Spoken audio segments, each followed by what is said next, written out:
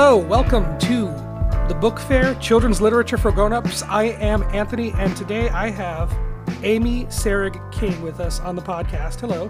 Hello. I'm so happy to be here. Thanks for having me.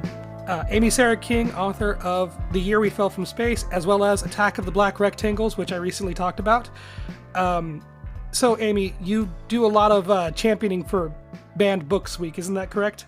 I have for years, actually. I'm A.S. King as a writer, so I'm also a young adult writer of many novels. And in that time, I talked to young people, and I started to talk to this group of people in Scottsdale, Arizona about, 12, 15 years ago as they came into a library. And I asked the people up front, they're about probably juniors in high school. I said, hey, man, what are you reading? And they said, oh, man, we love Ellen Hopkins. And of course, I'm a good friend of Ellen. So I go, oh, Ellen, she's the bomb.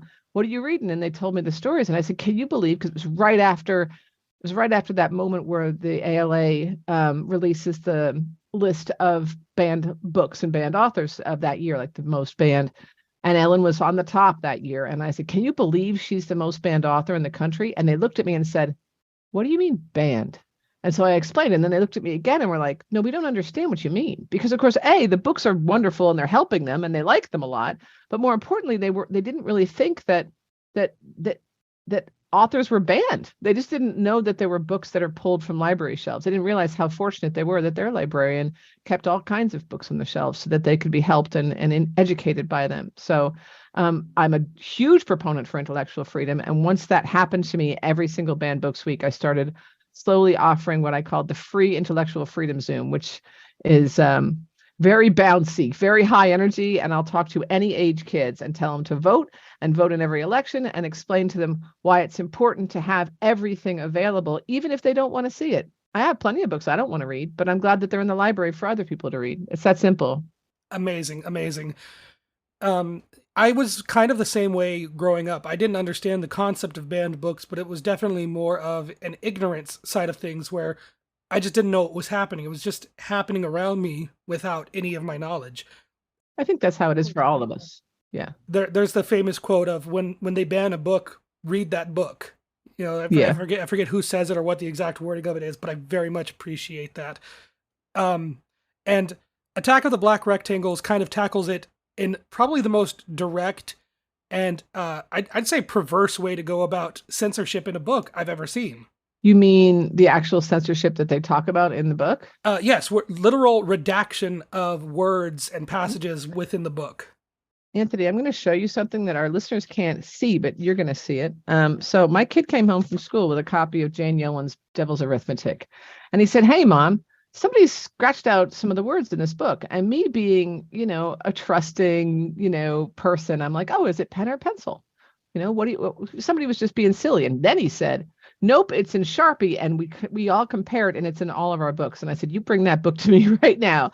And I'm showing Anthony pictures of the two pages that were redacted in Sharpie. And it's not the whole page. It's just a few lines. I went on to Facebook. I found out what the words were. And then I was even more surprised. In a book about the Holocaust, I figured it was going to be particular violence, maybe for a younger audience, that maybe the teacher was like, maybe we won't add this detail, or maybe she was uncomfortable. No, it ended up being really quite ridiculous, I think is the only word I can come up with. It's ridiculous and silly and immature. One of the things people say, what would you say to people who are for book banning? I'd be like, grow up, calm down and grow up. Those are the two things I have to say, because you don't think 12-year-olds have used that word, seen that word, or would do the same thing as the character was doing in that scene. We're being vague, but I can get into what the scene's about. No, absolutely. That's fine. Yeah. So the book, It does make reference to breasts and a girl's chest. Mm-hmm. I did actually read up in the afterword that you put in the book and listen to some interviews where you said it really is the exact words and that you had seen it happen in real life. That's the one I just showed you. Real deal. Right there they are. And I was, as soon as I started reading this book and I started to get what the concept of it was, I felt this is the most important book I have read probably in my entire life, just because of the nature of what's going on in the country right now. And then got to the end of the book and I flipped over a single page and saw it really happen. And I was furious. Yeah, I was furious. You know what made me furious about it? Because of course the book is real up until a point, right? Nobody fought our school board. Nobody did that. It was 2018. A lot of other things happened. By the time I went in 3 times to talk to the principal and try and make my case and got laughed off each time. It's like, oh, you're just an author, which is so funny considering like, and I fell for that too, because I was in a situation at that time in my life where I was living, well, funnily enough, this kind of merges with other stuff that's going on in the book, but I was living with somebody who was much like Mac's dad, who kind of, I didn't know, like me being just like laughed off was normal. I was used to being laughed off. I was used to being ignored and used to being kind of put down. And so when the principal and the teacher kind of just rolled their eyes at me like I was making something out of nothing, and I did look at them and say, because I've been doing these intellectual freedom Zooms, like I'm not dumb. And I've been working in this, field for a long time. I was like, you do know this is a slippery slope. And they were like, oh, that's not going to happen here. And Anthony, let me tell you what, our school board meetings are just mostly a giant waste of time of people doing everything from trying to bring up tiny little sentences in books to downright homophobic bullying and mocking of children who are disabled technically by depression and things like this. And that's the type of people we have coming to our school board meetings now, because they want to stop just because someone told them to be honest with you. Let's be fair. They're Yes. coming because someone told them to and bankrolled them. That's why they're coming. But yeah, I mean, I think that this book is interesting because it doesn't just cover the censorship and the blatant censorship and the blow off of the censorship, but that's actually that's for books, fair enough. But then we take it into the life of Mac Delaney, and in a way, his life, because his father is manipulative and pretends that what he thinks and feels is silly, and just only has one way of thinking. That in itself is also censored. That Yes. nobody really wants to talk about divorce. No one wants to talk about having a jerk for a parent. No one wants to talk about those things because everything's supposed to be great. Curb appeal is everything. And I think that's a good reflection of what a lot of these people who are trying to ban books now, who are attempting and are absolutely succeeding in banning books and restricting children's access to books in their schools, which is what we should say. They're restricting or stopping the access to books in young people's schools. So what we're seeing are these people want to sense, and this is where the line is actually drawn, is that they're like, well, it's just a book and no kid should have this book in the library. And you're like, no, it's a lifestyle, or it's a life that you don't like. You don't like that this person is living this life. It's not a lifestyle. You'd think that's what it is, but you don't like that this person is talking about racism and that perhaps maybe they have faced racist actions. Oh, no, those don't exist. So curb appeal, everything's great. So hide that book. Also hide all books about queer people because we don't want to talk about them. And that's, and it's just so many different things. And it's so obviously fascist. I'm not sure how we're handling it right now. I don't know how we're doing it, but it's kind of interesting to watch. That's for sure. Yes. And the phrase you used in the book repeatedly that I loved was kicking it into the long grass, because it encapsulates it perfectly, because for like, I would say almost like the microaggressions of downplaying things. There's not always a malicious intent to it. Correct. Oh yeah. Most of the time it's like, no, if you just think positive, then the positive things will happen. And I'm thinking to myself, you know how positive I am? My therapist tells me, and that's a heck of a thing for a woman her age working this long. She says to me, I'm one of the most positive, I'm probably the most positive person she's ever met. And if you understand my life, you can see that no matter how positive I was, bad things still happen to me. Up until 2 months ago, I had a stroke. I didn't expect that. I'm 53 years old. Like, it's just weird, tragic stuff happens to me. I don't know why, but I have a really positive attitude. And I actually think the reason I have such a positive attitude is because those things, because I've been resilient and been able to rise. I look forward to the book you write about a mother having a stroke and continuing on with her creative endeavors. Oh man, I don't know if that one's going to happen, but yeah, I mean, the other stuff is in my books in its own way. It's all woven in because I know young people go through things like this, and I want them to read and feel seen. That's how I became a writer. That's what saved my life. And I was 14, and I read a Paul Zindel book, which is usually right here. Oh, here it is. I'm going to show it to you, which again, listeners can't see it, but it's Confessions of a Teenage Baboon. This is the exact copy I read. I stole it from the library. I still have it. And yeah, it's the best books are stolen from the library. I was telling somebody just the other day how I took a copy of To Kill a Mockingbird from my school's like book repository, like just the massive storage room with all the books. Sure. I thought when I started reading this book, it made me think of when I was a sophomore in high school. In my history class, we read To Kill a Mockingbird. Mhm. And she told us when we got to the trial, skip ahead 30 pages, he's found guilty. And it definitely rang true of those kicking into the long grass. I talked to my Yeah. Texas government teacher about it just the other day, because I was thinking about this interview, in fact, and he said, and she probably did that to save time, but also because it meant that there would be no discussion of like the blatant racism, because the Correct. subtext of racism and the outcome of it is still there, and you can talk about it, but you don't have to talk about the blatant incidences of people talking about a person of color in the Mhm. courtroom. Right. And I mean, there are some scenes that are like that would be hard to explain. It's a bit like how people are trying to change a Huckleberry Finn. Now, Huckleberry Finn's one of the most amazing anti-racist books ever written. Yes, it has the M word in it, but that's because it was written in the 1800s by a guy with clearly guts the size of Jupiter. Let's be fair, right? I mean, how did he write that book then and not get flack for it? Well, I'm sure he did get flack for it. Reading it now, no, I wouldn't read it aloud in a classroom. Absolutely not. There's other books to read. But if you're looking into literature and literature is your focus, or if race is your focus and you want to look at anti-racist literature throughout the centuries, that has to be included.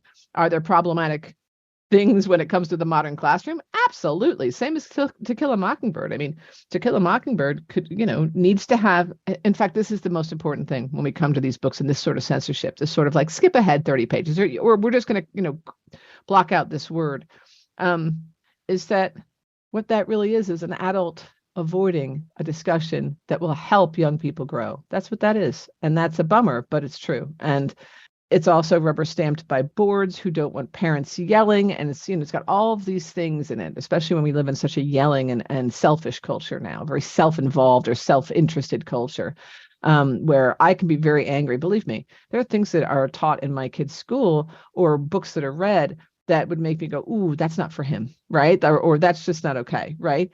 And at the same time, when he experiences them or reads them, then we have a discussion at home about it. And that's how that's how we go. But not everybody can do that. Not everybody's as involved as that. And they just complain, I think, and yell. So I think they're trying to save themselves. And I think that's what all the censorship garbage is about. Actually, no, it's about a bunch of stuff. It's about dismantling public school, but we're not going to get into that.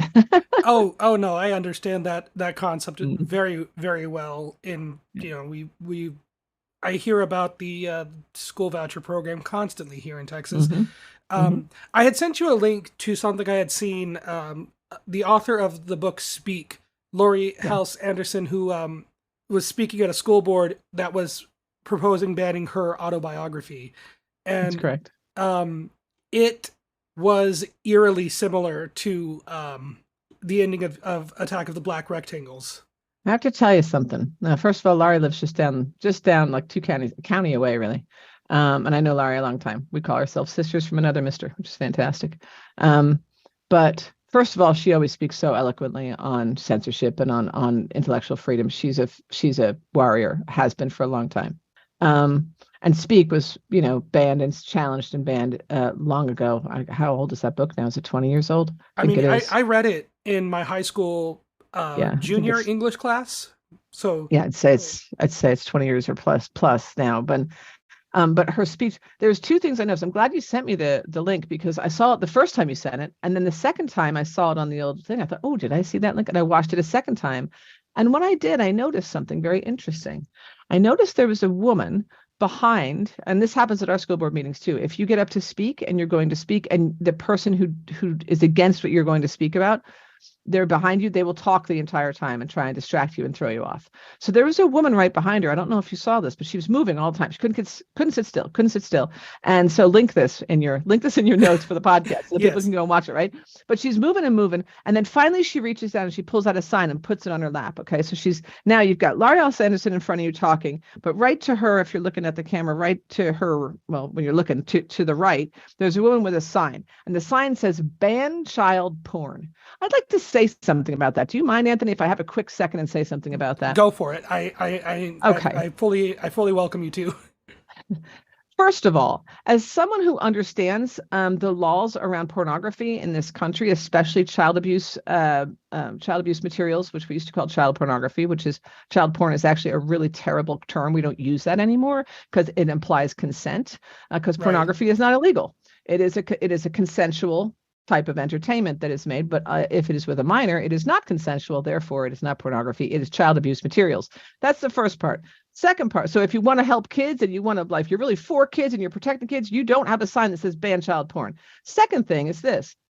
That is such it's a push. It's the same as calling teachers pedophiles. It's the same as calling me a groomer. It's the same as calling you, whatever. Like all of these things, it has to go to the nth, right? It reminds me of a cluster B personality disorder where someone cannot have a gray area. They can only have a black and a white, and that's it. And so when someone holds up a ban child porn sign, they don't understand that there was a federal law against child sexual abuse materials in 73. They don't understand that their state had to ratify it in their own state. Here in Pennsylvania, the federal law dropped in 73. It took us till 1988 to actually ban child abuse materials being sold at sex shops. So if we really want to get into that, we could, but she's not. She's holding up a sign for shock value. And that's when I Yes. looked at her and realized, oh my gosh, these people are the Westboro Baptist Church. There is no difference than someone holding up a sign at a funeral that says God hates for attention. They're doing it for attention. And this woman's doing it for attention. There's no real need inside of her to ban Laurie's book. There's no need inside of her to disrespect Laurie's experience as a 13-year-old rape victim, which is what Laurie is very eloquently speaking about when she holds up this sign. Her whole point is to get attention. And that's Yes. what's happening. And it's just, but when I saw the connection between the Westboro Baptist Church, I was like, oh, these people are just as ridiculous. It's just for some reason they're getting traction. But again, they're bankrolled. They're so bankrolled by And she doesn't understand. She's holding up that sign. I pulled up the video and I was able to see the sign. She's holding up that sign and almost ignoring the fact that this is what happened to her. Yeah, This is exactly what her experience in life was. And there's no respect there. And that's the thing. When I get my hate mails and death threats and things like this, they don't care. And they'll say things. I mean, I lost my daughter. They'll say things about my daughter. They don't care. I mean, I've been told I can't go to my school board meetings because of the things that people say, strangers to me and my family, never met my family, that people will say about my late daughter at those school board meetings. I've been told not to go to them, so I don't go to them. I don't care. Like, it's like, look, if you guys want to sit there and waste taxpayer money, and if my neighbors want to vote for these people to go and waste taxpayer money, that's none of my business. My business is to help kids and write words that help kids and make kids feel strong and feel seen. That is my only job in this world. If I wasted my time fighting with people as ignorant as that, holding up a sign like that behind a hero like Laurie Halse Anderson, I don't even know what that'd be a waste of my life. I'm not going to waste my life like that. And like in Attack of the Black Rectangles, where the censorship of the word breast contrasted to a very in-depth detail description of what Jewish people were going through in the Holocaust, told firsthand in a fictionalized historical fiction setting, but told firsthand from the main character. You're making the conversation about the word you've censored and taking away the legitimacy of what's actually in the text. And the respect that should be brought to the actual subject of survivors of concentration camps, survivors of the Holocaust, or victims of the Holocaust. That scene is so harrowing. And it's so amazing that she chose to cross out one phrase, which is, what is it, with hands over her breasts. And I mean, when we talked, I said to her, I said, couldn't you? I said, why? She said, the boys would giggle. I said, wow, you mustn't think very much of the boys in your classroom, first of all. Second of all, couldn't you just ask them if they were being screamed at while naked and freezing in a shower and screamed at by soldiers who were pointing guns at them? Wouldn't they cover up their privates as well? I mean, seriously, it's a learning moment. It's a modeling moment. And that is part of what we do when we're educators. I'm an educator, and I will absolutely model what I need to model for adults, for children, for whoever. And not just for like sensitive subjects, but just not just with students, but some of these people would also complain about, oh, you have to put a trigger warning on things. Having that conversation of, we're going to discuss sensitive topics. When we read To Kill a Mockingbird in class, the teacher said, you're going to be reading sections aloud that have the N word. You can skip over it if it makes you uncomfortable, but just know that this is what's in the book. It was a part of American history. It's a part of the history of our country and what happened to people and their experiences. So like I even opened the episode of the podcast I'm doing with part of the book here. It says, when you pretend a thing didn't happen, that means it can happen again. Yeah. They have there's a saying going around, and it's upsetting. They say never again is now. So I don't know how familiar you are with, it's been gaining a lot of traction on TikTok, but people are bringing up the 10 stages of genocide. Yes. When talking about how queer and trans people are being correct. We're in the eighth step, I believe, for trans individuals in some states. And it's very, very upsetting because 7th step and 8th step they're right before step 9, which is extermination. And then the most important step is denial. Correct. Is that 10? Is it? Yes, that is the final step. That's the final one. It's amazing because that's when I talked earlier about people mocking disabled youth. One of the fun things, when I say fun, I'm being facetious. One of the actually most terrible things I'm seeing at our school board meetings when I watch them replayed are the people who are just really openly laughing at the idea that a trans child would die by suicide. Now, I lost my daughter by suicide. Let me tell you, there's nothing fun about it. And there also is this idea that, well, it can't happen to them. Dude, I run a suicide loss survivor group. Believe me, it can happen to anybody at any time. No one is immune and no one has the secret sauce. And so, and Gracie wasn't the first person I lost to suicide. She will not be the last either. And that's the thing about what I've learned through, my work inside of that. But the idea that you can be so crass and so self-involved to think that, well, I guess if this member or this group of people in our society are more prone to suicidality, then they're just going to do our job for us, which is terrible. I have hanging on the wall right over there next to my flag a picture that was promoting my high school production of Beauty and the Beast, and the girl that played Belle was my best friend in high school, who I woke up to a Facebook post from her mother one day. And it was during the height of the pandemic, and I had already talked to my wife about this, and I've decided if we have a child and it's a girl, I'm gonna name her Marcy. Oh, I'm sorry. And this is the thing. It can happen to anyone. And usually it's people who are, don't look like the way you think suicidal people look. And what's interesting about this, all of this, and I love being able to say this out loud, I have since gotten a letter from somebody from our school district. I get a lot of kids write me letters. I got letters from the school district, and they show up on my porch, kids, just generally just to hang out and talk. And it's good. It's great. There's nothing wrong. We're not doing anything bad. We're just chatting. But I got a letter from somebody whose mom is on the school board, and this is a very queer child, but not at home. They aren't. Right. And it's just, and they can't be, they're not allowed to be themselves. And that means that I'm now looking after that person's child better than she is. And it also means that I care more about her the real person that her child is than she does. And I'm fighting for that child's rights more than she is, because she's trying to shut him down. And that's an interesting thing. That's one of the things I always say, when we're fighting hard, especially for the queer kids, we're also fighting hard for the kids. We're fighting hard against the people who are actually denying their children their own identities. It is an interesting time to be alive. I really do have to commend you. Authors who write for young audiences have one of the hardest tasks of taking the real lived experiences of not just children but the world around them. Mm-hmm. Big concepts, and you have to present them in small ways. And the two words that kept popping out to me every time they came up with the book was grace and mad, because as I had talked about this on the podcast, Mac Delaney gets grace from his mother, and I think that one word encapsulates a feeling of not letting some things get to you, being able to stand up for what's right in the best way possible. But then at the same time, he gets mad, and he I could just say you because you wrote it. You I use the did. word Matt quite a bit to describe how Mac is feeling because he doesn't have a better way to put it. And if my interpretation of it is this sort of righteous, indignant anger towards injustice, and his grandfather is a very outspoken activist. And I did want to ask to try and bring this hopefully ended on a happier note. Is the grandpa based on anyone in your life?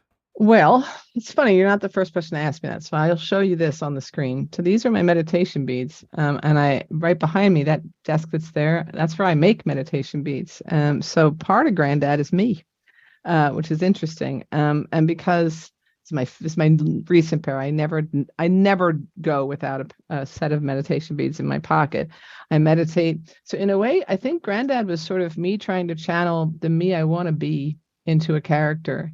The conversation he has with Mac about shame is the conversation I had with my ex-husband about shame so many times, because shame ruins people, it destroys families, it destroys. Silence and shame go together, and it is destroying us. So we go back to the long grass. So really, like, Granddad is me. And But it's not yeah. shame as in being ashamed of a person or something. It's Mm-mm. and the silence of it is just it's more of ignoring the bad things that have happened. That's it. And you ignore them. If you ignore the bad things that happen in your life enough, then you kind of develop a shame about them, right? Like, imagine if suddenly someone that you really admired told you, like, looked at you weird, like, you eat your cereal with a spoon? And you go, yeah. And like, oh God, like, I eat mine with a fork. And suddenly then you feel weird every time you eat your own cereal with a spoon, which makes complete sense to you. Right?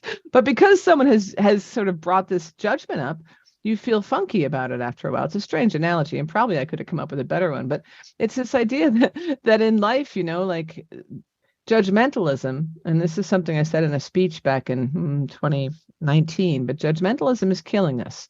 Being so judgmental all the time versus being compassionate and trying to understand. Again, grace is one of the things. I have patience and grace. Didn't always serve me, same as my positivity. But I do get screwed over a lot, and I trust where I shouldn't, and I believe people when they're lying, like all of that stuff. I do all those terrible people pleaser things. But at the same time, as someone at my age, looking back at my life, I can go, okay, yeah, but you know what? It brought me to many interesting places in my life where I've learned. And one of the things I've learned is that shame is shame will weigh you down. Shame makes you quiet, and it makes you quieter, even if you can't name why you have it. You have to try and name it, figure it out, and then drop it. Otherwise, you're not going to be able to walk with your head up. And I say this as someone who only just really truly, even after all this, dude, I couldn't even be proud of my books until 2021. I couldn't be proud of myself at all. I was living with someone every day that made me feel ashamed to the way I brushed my teeth, the way I did everything was wrong. And so we come into this world where young people right now have a phone, right? Every single morning I log into this thing. When I go to Instagram, it tries to make me feel like garbage about myself, And when I talk to teenagers, I say to them, the word teenager only came into usage in the 1950s. And before that, y'all were people. Why do you think they started boxing you into this thing? And they're always, I don't know. They wanted to sell you crap you didn't need. And what's a great way to do that? Now we have social media. We can compare ourselves to other people, and we can feel like garbage about ourselves. And then they can throw an ad up about a thing that hits you at the spot. This morning, yesterday morning, mine was an inner thigh cellulite. Now there's a magical revolutionary thing that can get rid of your cellulite. I am 53 years old. I am supposed to have a little bit of cellulite. Calm down and grow up. So we go back, right, to but it's this amazing sort of cycle where we are teaching our young people to eat themselves. But I do think Generation Z is an interesting new generation. I think they're gonna kind of rock the place. My job as a Generation X person is to support them in every way I can, which is why I do what I do. So yeah. Absolutely incredible. And to kind of round down our conversation, as I had said, authors who write for young audiences take big things and squish them down. Again, this is me kind of interpreting so please tell me if I'm not on the right track here. Ironically, what I felt the biggest moment of that, the thing that almost summarizes everything in this book, is Hannah telling the students not to call her Hannah anymore, to call her Hoa, which was her actual name, which she changed because it made people feel she felt her name was too Asian, and Right. that sense of shame that comes from an exterior source that quiets you, that Mhm. kicking that heritage into the long grass, adjusting who you are for the sake of other people feeling comfortable. Comfortable, right? You got it. That one moment of the book, like I set the book down for a minute and I was like, I think this is this is the one part of the book that I think it's everything that this book is saying in one conversation between four kids. Yeah.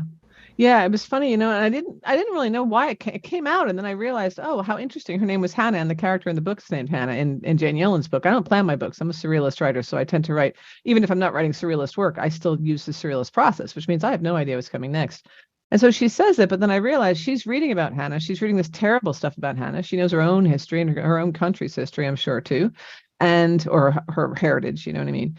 And but in actual, like to this day, Asian people are told to pick Western names, period. Like before they, like as they move through the world, because it's going to help them be more accepted and all of these things. And you know, I'm kind of tired of this sort of, this idea that, look, we're English speakers, we're American. I remember when I was a kid, I had a teacher. She didn't pronounce the proper Irish spelling of Sean. She pronounced it Scene. I watched poor Sean, my friend Sean, be called Scene since he, on the first day of school, for years. I was surprised that white American people didn't know that's how you spelled Sean. But to watch people kind of those microaggressions around names, around cultures, around all that, because whiteness is so utterly centered in our world, and whiteness, white, straight, cis, but most is the whiteness and the true what that brings to a society, the perfectionism, the rushing, there's so many different like traits of the white supremacy that are in our everyday. And the more I live, the more I reject all of those things, reject the idea that, no, I don't have to hurry. No, I don't have to judge. No, thinking something anyone can be perfect, is hard, is wrong. But then you look at someone like a young person like Mac, he is 12. He already has all of those expectations on himself. And so when it comes to Hannah or Hoa changing her mind, I was just glad that she just blurted it out. She was just like, you know what? From today on, I think I want you to call me Hoa. And that was it. And then they did. It was that simple. Yeah, and it was that that pressure to choose a Western name, the way that she perceived herself, the way that the name Hannah suddenly had this sort of grim connotation to it from the book she was reading, and the Right. conversations they were all having at the time, how it all compounded into this false sense of who she was and how she perceived herself. I feel like that's stacking on top of each other. That's what the book was doing, and I really Yeah. loved it. Excellent. I'm so glad. That makes me happy. Yeah, I listened to some of your interviews where you would get the emails that started with "I didn't read your book, but I heard." Yeah. I felt just hearing those, I was like, "Oh, she's gonna love it," because I read the book and I loved it. I'm so glad. I Yeah, really can't actually, thank you enough for this. I could yeah, do this. I could do this forever. It's been such a pleasure talking to you. I'm really good at it. One little question, just to Yeah. just to end things here. Did you have any say on the cover? The Oh, well, cover I art? always have say. I have say as in they'll show me the cover, and if I'm like, no, or woo, let's go a different direction. But this was, I think I saw two different directions. This was one direction, and then they took it, and this is what we landed with. So, Mm-hmm. when it says, did I have say? I only had the fact that if I wanted to say no, I could have. What's in Okay. my contract, Um, yeah, because as I was going through the book, and there were a lot of really progressive themes about. gender identity and a lot of mentions of people who are queer. And I was thinking that Mac on the cover looks sort of ambiguous, and I was wondering if that was intentional. But it's fine if if that's a happy little accident. No, it's a happy little accident. It's interesting because, well,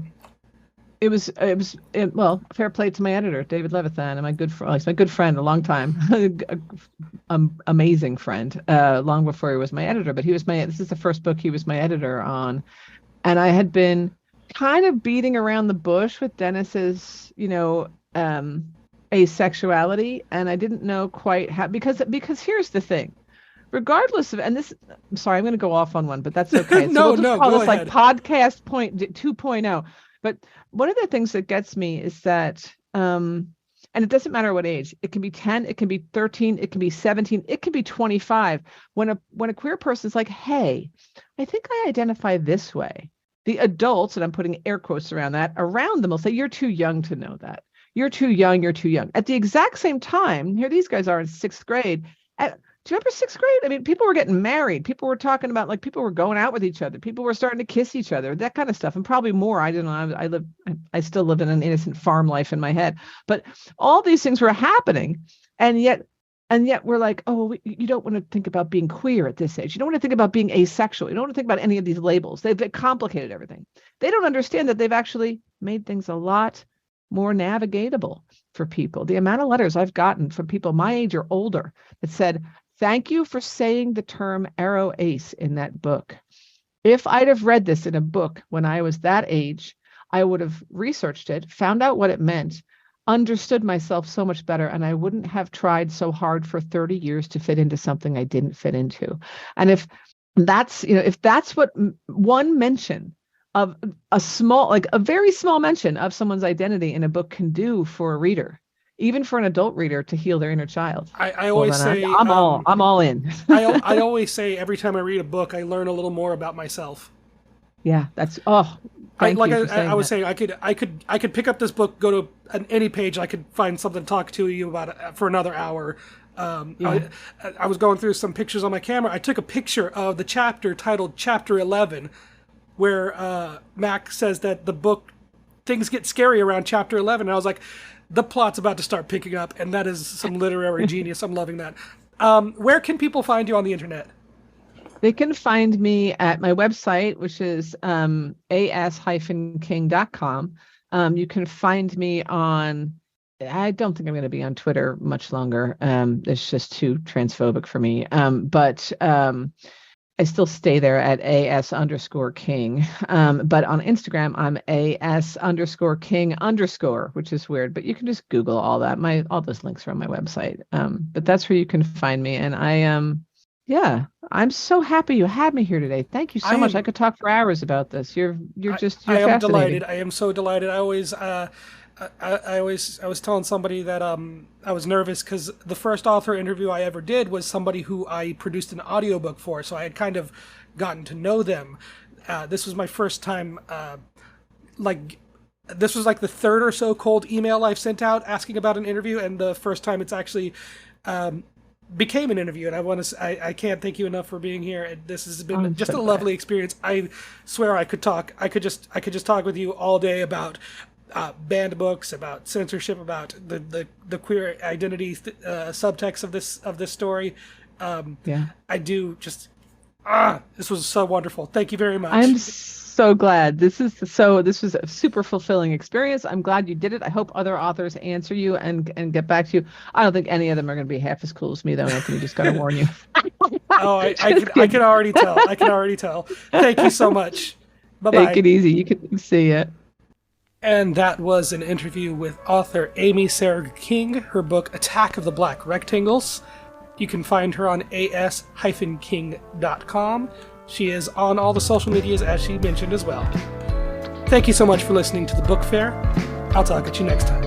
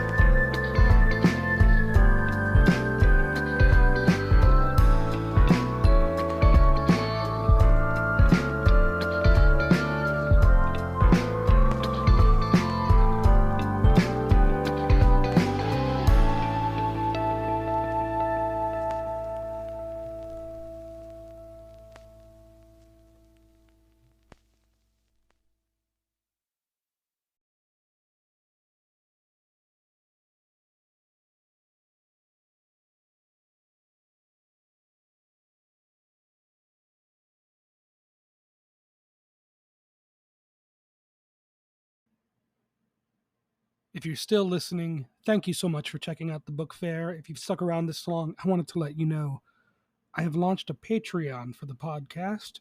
You can check us out at patreon.com/thebookfair. Fair is spelled Faire, just like the title. Right now, the lowest tier is for only $1. So $1 a month, you can show support and help continue making the podcast because books are not free. Again, thank you so much for listening. And if you'd like to support the podcast, you can go to patreon.com/thebookfair. I'll talk at you next time.